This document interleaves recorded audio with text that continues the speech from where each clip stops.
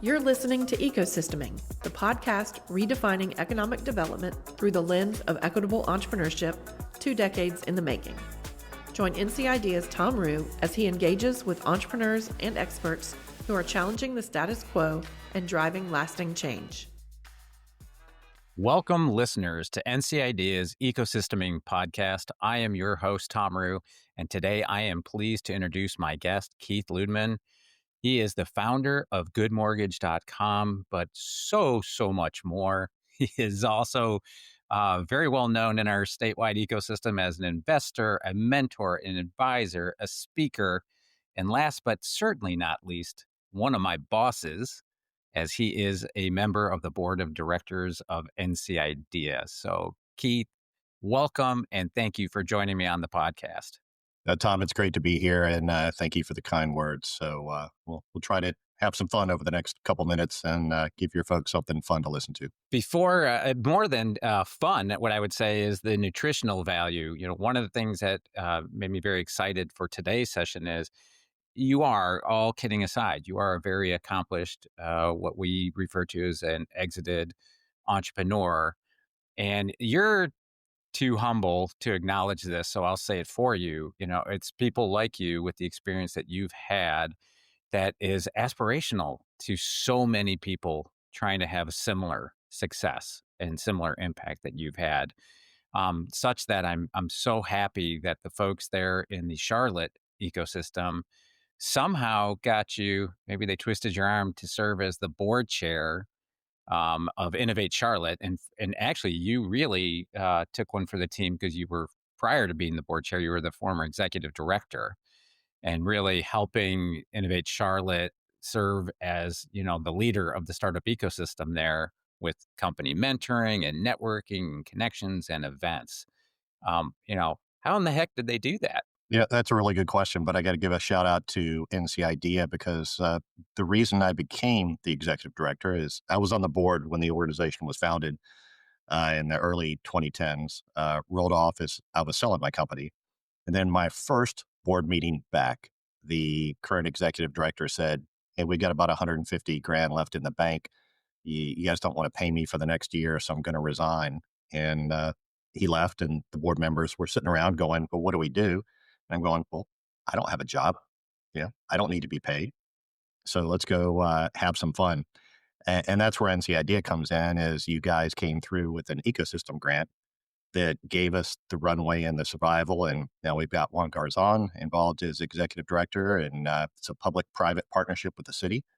So I think a lot of the credit goes to what NC Idea has done, giving us the lifeline that we needed to move forward. Well, that's very kind of you, but it was easy to bet on y'all, right? I mean, I'll say this.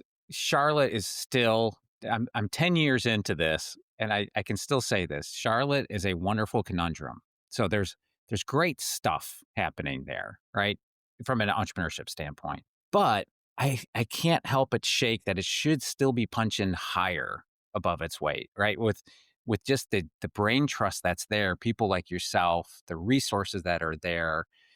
I keep waiting for the day, and in some ways it does, but that it really challenges the triangle more, right? And comes through.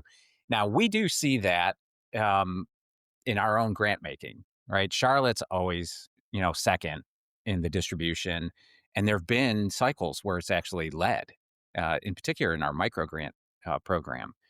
And I think that, you mentioned the ecosystem, that kind of harkens back to the relationship, we had with UNCC and the Venture Prize program back in the day, where, they really put their effort where their mouth was and said, hey, if you fund us, in addition to Innovate Charlotte and other ecosystem players, we'll put ourselves out there to say one of our big deliverables will be to produce more companies that are competitive in the NC Idea grant program. And for years, we saw that happening. And it's largely, again, credit to the brain trust that's there. But beyond what we just talked about, and again, the CV that I mentioned, you're not just doing that. You're an investor in Queen City FinTech Fund. I think you're an LP in Idea Fund Partners. I think you've been an investor in the Charlotte Angel Fund. Yep. You know, I'm trying to point this out to extract from you what is your thinking and rationale, because I think this is something that's untold, that how important people like yourself, when they're exited, you didn't buy a house on the beach and disappear, right? You are, frankly, you are a hub in a hub and spoke ecosystem unto yourself. Can you share like what's driving you to do that and be that engaged in so many things? Yeah, a really good question. And by the way, I want to give a shout out to the Charlotte Fund, which is 60% funded by LPs that are former entrepreneurs, and Chris Langford's Home Technology Ventures, where I'm also an LP that's investing in everything around housing. You know, we didn't have this 10 years ago when I got involved. And, Charlotte's second right now. Give us 5 years. There is so much good stuff going on in Charlotte. And as you know, it takes time to solve these problems. They're not It solved in a does. year or two, right? And initially, that was super frustrating for me as an entrepreneur. Like I was focused on next month, next quarter, maybe 2 quarters out. Now I'm looking at problems that are 5 or 10 years, or it may not even be solved in my lifetime. But we're going to end up with probably over $1 billion in exits a year from here on out. Some high growth, high public, but it's amazing the number of entrepreneurs I meet that have an exit from 100 to 150. They're not even in the press. They don't want to be in the press. So back to your question, I noticed that too, that after people sold their company, they're still revving at a high rate of speed. And you can't park the car in the garage, it'll lock up, right? And that's why so many people, after they sell the company, will have a problem, a health or a marriage or something along the way. So these people started drinking margaritas and playing a lot of golf and then moving out of town. I said, there's got to be a better way to stay involved. Now, I've got to give some credit to my wife because she said, I want to start another company right away, as so many people do after they sell a company. And she said, give it 6 months. And I gave it 6 months and I became involved with Innovate Charlotte and all these different organizations. And she said, all right, you can get out of the house now and go start a company. And I'm like, I don't think I want to. I'm having fun. And it was fun working on the intellectual challenges without having the stress of a couple hundred employees and financing and everything else involved. So to me, I made it fun. And, it was time to give back to Charlotte that provided me so much support as I was growing my company. We had a group that we put together, Terry Cox, actually with the Business Innovation and Growth Council, put together David Jones, who founded Peak 10, Thad Thronberg, who was, I think, Medtronic. So many great entrepreneurs. And out of the 10 of us, I think 8 of us had exits. But we would get together much in an EO type of fashion and share what's going on. Because if you ask an entrepreneur how things are going, they're going to say they're going okay. But once you get past that, you figure out they're always going to have a business problem, a customer problem, a tech problem, a finance problem, and you just learn to deal with it. They're not life changing, but you can't go home and share that with your spouse and your friends so that they'll think you're crazy.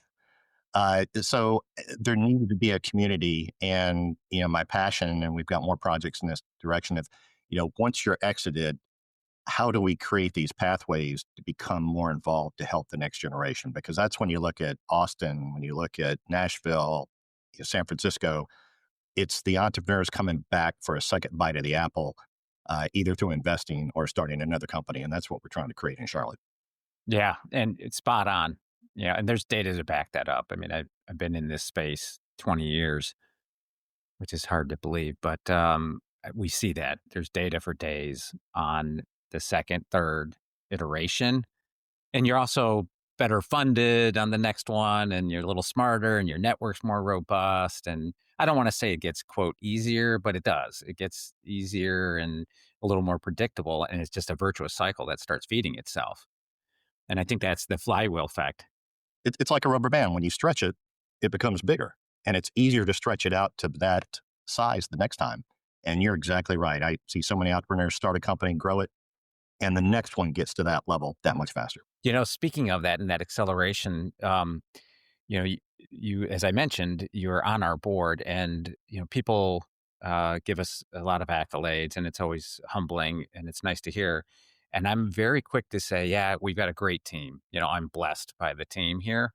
But the second half, it's a 1-2 punch, and the two punch is this great board of which you are part of. It's the magic in this work is a board that understands their role of governance, right? And it's, yes, you guys got to make sure I'm not stealing money and we're being efficient and check the financials and all that, but it's the mission orientation to say go forth and have impact. So I want to share with you a recent data point that struck me as profound because we are celebrating our 20th year, right? So we're looking at our impact in the first 10 years of the organization's existence from 2005 to 2015. We made 121 grants, which were the seed. That the organization was founded on the seed grants, the $50,000 grants.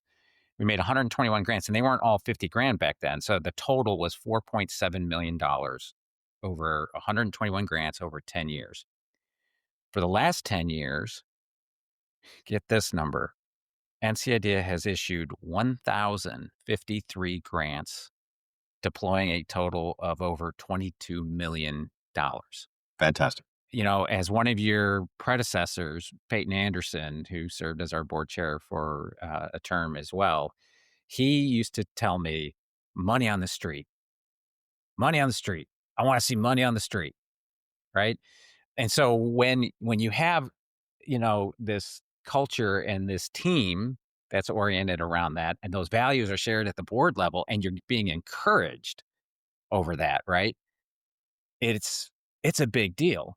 And so, yeah, combined, it's over 26 million, in the 20 years we put money on the street, but over 22 million of that 26 happened in just the last 10 years.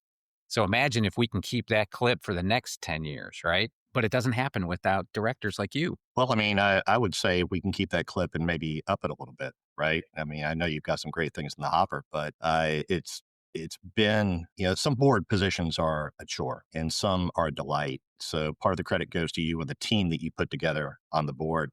They're all great people and they're all passionate and they're all open minded. And they see the prize at the end. I think it's a powerhouse that we put together. And, as I talk to people that do things like I do across the country, and I tell them the asset we have in NC Idea, they're astounded that, how it got started, how it was formed by Dave Rizzo, and then what you've done to grow it to where it is today. It's a great asset in the state of North Carolina. It is. And I mean, frankly, it's a privilege for me to have a small role in this activity because I know how rare it is. When you spend 7 years at the largest foundation in the world dedicated to entrepreneurship, as I did at the Kaufman Foundation, and we did the research, there is no other organization in the country that puts as much free money, non-dilutive financing on the street as we do. There are certainly other organizations that, do the funding like we do, but they do it for equity. They do it as debt or a convertible note or whatever format. To do this as non-dilutive is truly unique. And frankly, I think it's largely, helped us have the impact that we've been trying to have. But I want to shift gears here for a second, and I don't want to gloss over your accomplishment with goodmortgage.com. It's something that I believe you started around 1999 with no outside investment. You didn't have like the big Sequoia didn't write you a $10 million check at the beginning. Now that was round two. I got plenty of those offers for people to start another one up in 2020, and I declined. I worked for IBM right out of college, and this is back in the late 80s when I started. And we had an opportunity. In fact, we were dictated by IBM upper management that each state was going to form their own systems integration and consulting services division.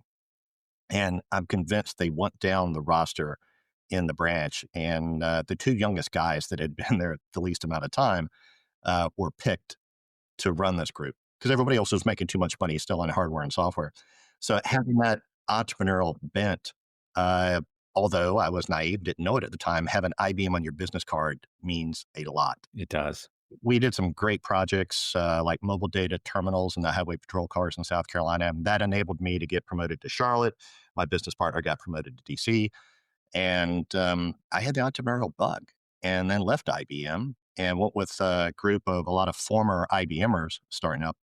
And then we sold that company to Sykes. I think it was 27 million at that point in time. So at that point, I had a lot of M&A experience. And the last job before I started is I had an apartment in Mount Laurel, right outside of Philly, in Scottsdale, and I lived in Charlotte. So it was weird. I'd wake up and go, I'm cold. I must be in Philly. I don't feel right. I must be jet lagged in Scottsdale, or I'm here. And I said, hey, if I want to work this hard, I want to work this hard for myself. And that's why I decided to start goodmortgage.com. I didn't want to be in anything straight tech, but I wanted to have tech in its DNA. And I had the luxury of having a lot of capital sitting around after a couple exits. And of course, I invested in internet stocks, so I couldn't lose until I lost very big. And I'm like, oh, this really has to work now. But we had enough momentum. So Right. yeah, the venture funding landscape was different back then, and it's a conversation I have with a lot of companies. Is if you're going to take investment from private equity, which is different from the money that comes from NCIDEA, if you're going to take investment from private equity or venture funds, you're on the clock. You need to exit in 7 to 10 years because those investors in the fund, the LPs, and I'm on the other side now, they want their money back at some point. And I just didn't see the mortgage business as one that could generate predictable returns every year because a lot of it depended on where interest rates were. So we made a conscious decision not to take investment and focused on running it as a business. Now, that being said, I love high growth companies that take a lot of investment. And I actually love being an investor in some of those companies. Yeah, I could see that, and it makes perfect sense too. Where you were with Good Mortgage at the time, I will have to say, for the benefit of anybody listening, you were probably in a little bit more of a privileged status going into that. Like you said, you had already previous exits, right? You weren't necessarily doing the ramen noodle diet to fund whatever infrastructure you needed on the back end to get that started. But you also had the benefit of understanding how the markets were working. I mean, the sophistication, the maturity to realize, like, hey, I don't need that external pressure of LPs breathing down my neck. It makes all the sense. I mean, 1999. Oh, wow. So you were building an internet company right around the bubble crashing. We had two fun bubbles in my tenure. Obviously, the internet, Oh, and the mortgage bubble in '08. which ironically is when we were looking at selling the company and we had a ton of interest and they said, well, we want to convert you to a subprime company. And there was a small subprime crash in 2001. And I saw a lot of companies go out of business. And I said, no, we're just going to hang out in the conforming space, the good credit space. And I had some competitors that picked the subprime route and it didn't turn out well for them. No. Yeah, 2001. Wasn't that the Lincoln Savings and Loan? That was part of it. And the Russian currency crisis really put a damper on the market. And it just happened that, when you're a lender, as we weren't a broker, we're a lender. You're holding this paper and you're counting on someone to buy it from you. And all of a sudden the buyers go away because they're cash strapped. And what's that do to a mortgage company here? You have a fire sale and you sell it for pennies on the dollar. Dear listener, I apologize, but in case you haven't figured it out yet, Keith and I are men of a certain age. I would guess we're probably within a year of each other age-wise. So it's kind of fun for me to realize that we were both coming of age during the same decades, seeing the same things, in my early 90s, mid 90s, startup I was part of, we were selling Big Blue iron. Well, unless I was competing against IBM, in which case I was selling the crap out of Amdahl and Hitachi. So I would go in, we weren't so loyal. I mean, IBM was the easier to sell, but this is where I learned how to do defense contracting work, and we were selling into federal agencies. And if I could go in with IBM, great, but if not, then, or they didn't want to, play with me on that particular multi-million-dollar contract, I was like, great, I'm friends with the Hitachi rep or the Amdahl rep. And it was a good time to go through all that. And so much money was being made back in those days. I need to look that up. Whatever happened to Amdahl? That had to be fun. I don't know. I didn't place a whole lot of Amdahl. Usually what happened is when we would throw in a competitive bet, and it was more Hitachi than Amdahl, then I would get a call from somebody probably like yourself from IBM saying, hey, if we backed your play, would you consider speccing ours in there? And we'd be like, oh, sure. but that, that came at a little bit of margin expense to IBM. They still survived. I'm happy to report we didn't really impact their balance sheet too terribly much, but good times for sure. Let me ask you, since we're going down memory lane and being all nostalgic, I mean, compared to like when you started GoodMortgage.com, what was the startup ecosystem like back then, compared to what it's like now? Yeah, a really good question. Things evolved. When I tell some of the new founders that I had to deal with page load speed because everything was dial up through American Online back in the day, they're like scratching their head going, really? And my daughter, asked me how I survived as a kid without an iPad. It was an interesting place in Charlotte. In the late 90s and early 2000s, probably even more so than it is now. We were a banking city. So as I'm out at social events and people would ask me what I'm doing, and I would explain, I've got a startup, it does this. And they would pull me aside and say, hey, send me your resume. You seem like a nice kid. I'll get you a job at the bank. Get you a real job. Yeah, get a real job. They thought it was a code word for unemployed consultant. And and now that's changed and defined an entrepreneur event. I mean, back in those days, I think we had the Metrolina Entrepreneur Council, which was a lot of family businesses would get together, but still these entrepreneurs thought a certain way. And that was so exciting to me to be around people that thought out of the box. But that was really the only place to go. And now we've got an ecosystem where you could find an entrepreneur event almost every day. And sometimes there's multiple ones on the same day. You can't attend them all. It's a different world. It's okay to be an entrepreneur now without, having a big scarlet E around your neck. So it's more accepting. There's more to do. There's more support. There's more investment. The biggest challenge we have, I think, is everywhere, not just Charlotte, is companies go, hey, they don't want to invest locally in Charlotte. And I'm like, that's not true because I'm an LP in these funds and they want better company. And I had a conversation the other day with somebody that said, hey, I had a conversation with XYZ. They love me. They thought my idea was great, but they told me they couldn't invest in me. And I thought that was crap. I said, but no, they're a B2B SaaS company. That's what they told their LPs, people like me that want their money back, that they're only going to invest in that tranche. So they can't, by the rules of the fund they put together, invest in you. So don't take it personal. You got to find the right people and the right investment. So it's a balance of you got to bring the funds, their awareness of the local Charlotte startups. And for the startups, you've got to bring awareness of find the right people that can invest in you, whether they're nice or not.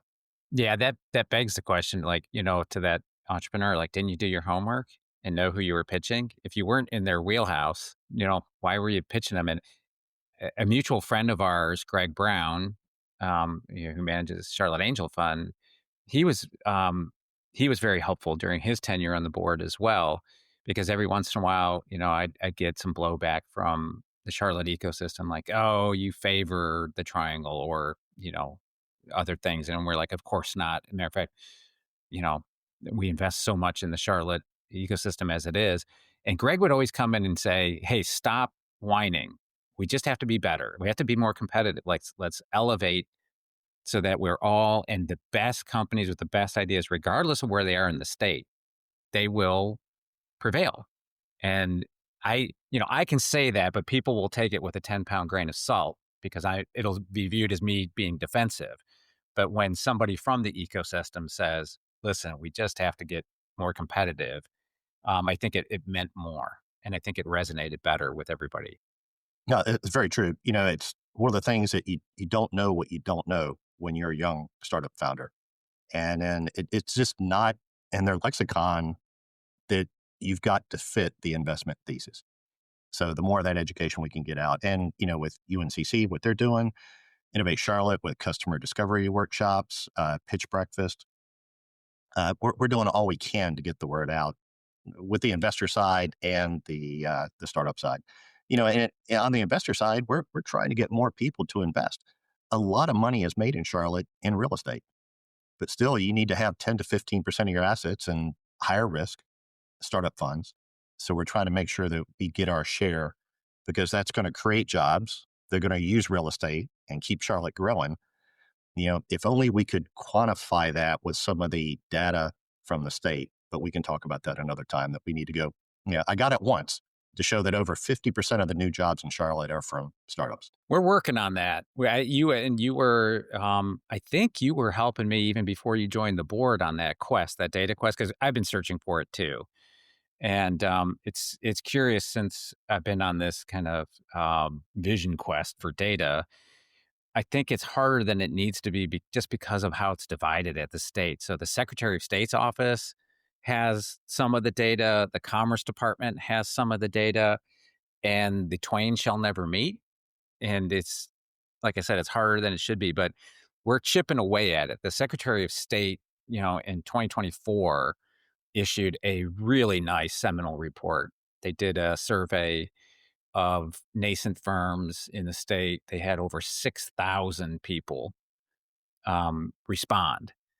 And to me, I think last year at our summit, we featured it. We put them on the main stage, but I still think it's the silent bomb. I think the data in there, what it revealed about why entrepreneurship should be a primary. I mean, it frankly should be what redefines economic development best practices, is focusing on startups, because the job creation that it does, the revenue creation that it does, the tax base that it grows.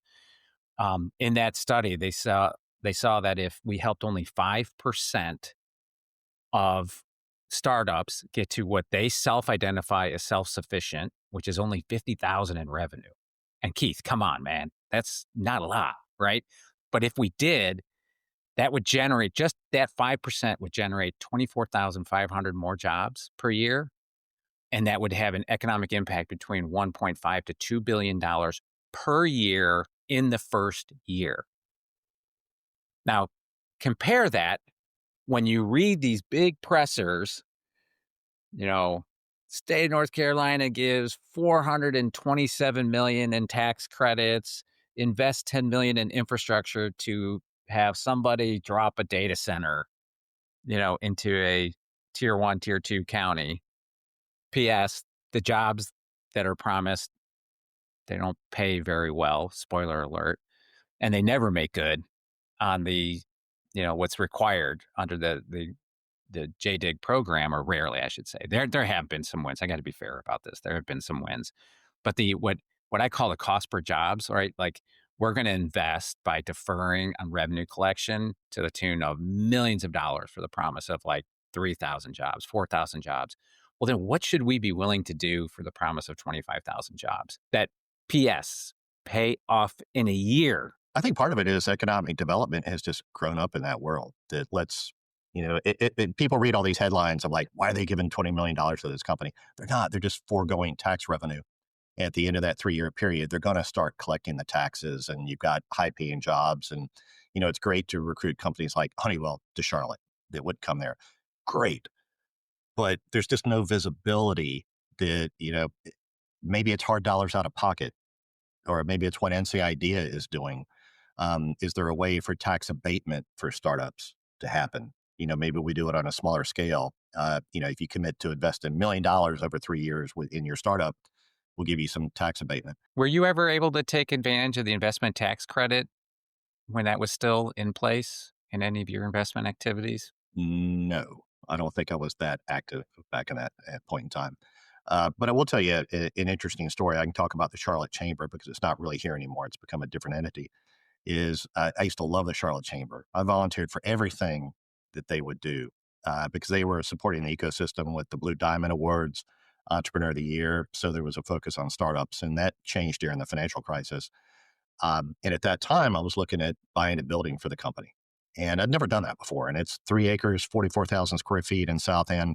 And I called the chamber and I said, all right, the one time I'm going to come to you and ask for help. And they said, well, how many jobs are you going to create? I said, over 2 years, probably 200. And they said, sorry, we're only working on opportunities over 250. And I'm like, I don't need money. I just need advice. I'm not looking for a handout. I've never done this before, and I'd like to talk to somebody, and I know you have real estate people. And they're like, can't help you. And I hung up the phone, and I was shocked, a little bit angry. And then my phone rings again, and I see the caller ID Charlotte Chamber, and I'm like, they've come to their senses. And the guy on the phone said, but let me know when you close your deal so I can take credit for it on our reports. Oh. And I think I was on chamber membership that day. So there's just there's not a visibility to the impact that, those 100 and 200 jobs when there's so many companies doing that. And I mean, the numbers you talked about, billions of dollars of what it could mean for North Carolina. Well, I mean, let me share another big number. Since 2018 to the present, so I'm not talking ancient history here, right? So the last 7 years, there have been over 1.1 million startups to launch in the state of North Carolina. Wow. Over 1.1. And if you want to, and a lot of those are, lifestyle, solo entrepreneur. But so let's just say, for the sake of conversation, each one of those employed zero point 0.5, a half FTE, right? That's almost 600,000 jobs in the span of 7 years. What resources would we be willing to marshal for the promise of creating 600,000 jobs, right? If we're willing to put some sort of tax incentive package and infrastructure for any company to, bring 6, 7,000 jobs, what if we had two more zeros on that number? It'd be valued in the billions and billions of dollars for good reason. For good reason. So I know it's kind of the hill I die on every day, but it's a job creation engine hiding in plain sight. It's an economic impact driver hiding in plain sight. It's seen by some of us. We're old enough to catch this reference. You are like Neo, of the Matrix. You see the Matrix for what it is because you've benefited from it.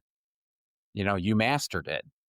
And I think the challenge is for us to keep making that point so that more and more people can become aware of the Matrix, to keep torturing this damn metaphor. But you get my point, right? It, it's like, why wouldn't you do it?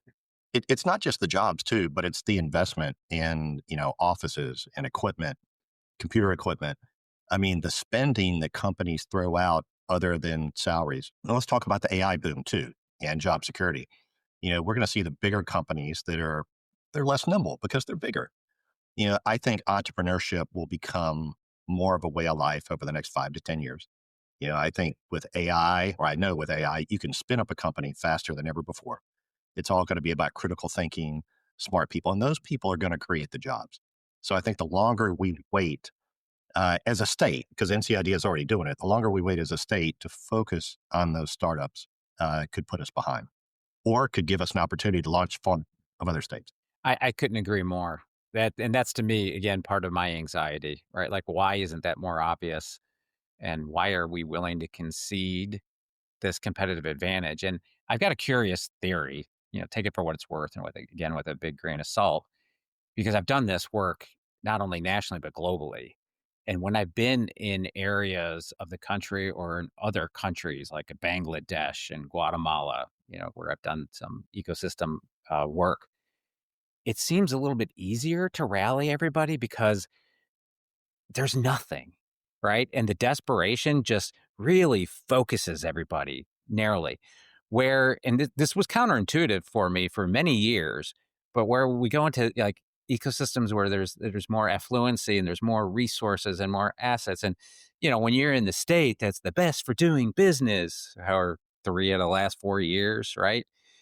People like kind of take off the foot off the gas and rest on those laurels and go, man, why do I want to do that hard or weird or crazy stuff? Because you guys, you entrepreneurs, man, you wear jeans and sweatshirts. You don't wear ties. And, like, I just don't want to do that. And it's been a weird journey to kind of grapple with that and understand it. It's also made me change my strategy and understanding better who I'm talking to and say, okay, that, that the need doesn't appeal to you because you're relatively comfortable, then what does? What's the argument that does appeal to you? And if you ever have ideas on that, please feel free to enlighten me, because I'm a simple man of average intelligence.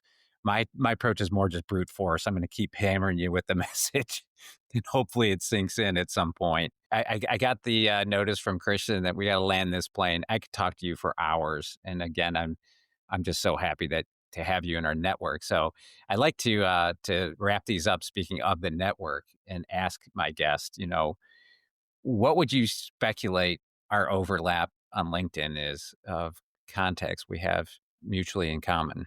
Oh, wow. That's a really good question. It's got to be at least 500. Could be close to 1,000. What do you think? You probably have this data.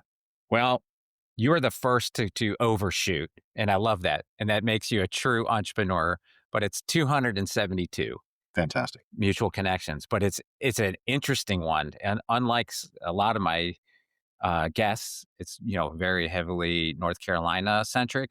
You and I have overlap well outside of the geography of North Carolina, which I think is a testament to both of our careers and where we've been, and something I would expect from a fellow Gen Xer.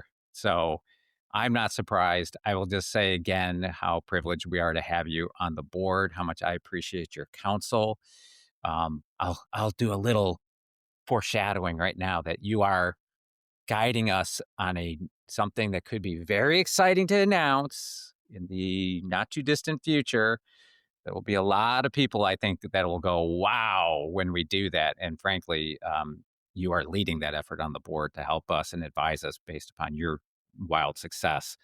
And I feel lucky that we have you as we consider this. I'm not sure I would have thought this was the right time if we didn't have somebody with your background to guide us on that. So again, I am purposefully not saying what it is because I want to keep it a big surprise. But when it comes out, It's been so hard not to mention it during this meeting. I'll have to do another podcast afterwards, talk about it, just focused on that initiative. or at the very least, when we announce it, we'll go back and repimp this episode. But thanks again for that and your leadership there and being a stalwart there. And in particular, I mean, you're recognized statewide, but in particular, representing for Charlotte, it's great to have people like you in certain parts of the state. It makes our job a little easier. So thanks for that. No problem, Tom. It's a pleasure to serve and follow your vision and leadership and what you're doing. You're doing good work. Keep it up. I appreciate that. Stay connected with NC Idea on LinkedIn and Facebook, and subscribe to our newsletter for all the latest as we celebrate our 20th year.